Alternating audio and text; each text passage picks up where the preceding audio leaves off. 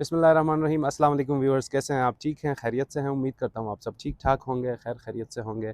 मैं हूँ आपका मेज़बान अरमान अली एडवोकेट और आप देख रहे हैं हमारा यूट्यूब चैनल। तो एक कहावत आपने सुनी होगी कि ignorance of law is no excuse, यानी कानून से नाआशनाई कोई बहाना नहीं हो सकता। यानी मिसाल के तौर पे मैं आपको एक मिसाल दे देता हूँ। अगर कोई एक शख्स कोई गैर कानूनी काम करते हुए पकड़ा जाता है, कोई जुर्म करता है, तो पकड़े जाने पे वो अगर ये कहता है कि मुझे इसके सज़ा के बारे में या मुझे इस चीज़ के बारे में पता नहीं था कि ये जुर्म है, ये कोई बहाना नहीं है। कानून इस बहाने को एक्सेप्ट नहीं करती है।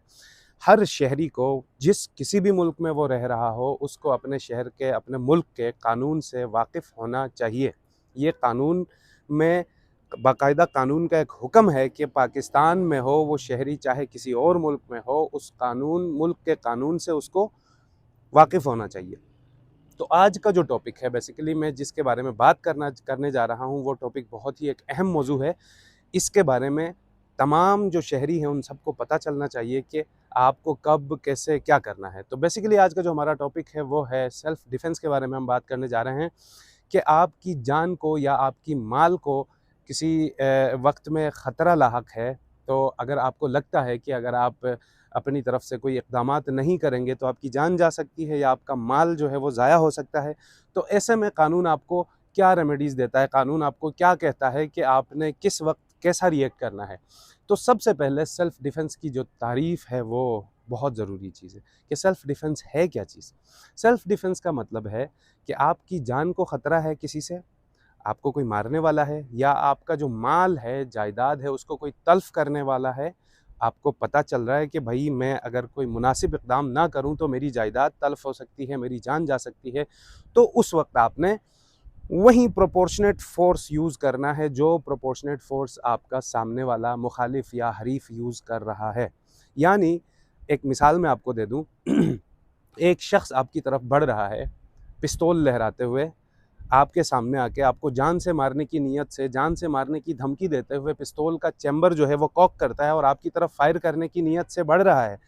यानी यहाँ पे एक प्रूडेंट माइंड यही सोचेगा कि अगर आप कोई मुनासिब इक़दाम नहीं करोगे तो आपकी जान जा सकती है। तो ऐसे में व्यूअर्स, आपने क्या करना है? आपने ये करना है, यानी प्रोपोर्शनेट फ़ोर्स यूज़ करना है। सामने वाला पिस्टल लेके आ रहा है, तो आप भी कोई ऐसा काम कर सकते हो जिससे उसको आप मार दो।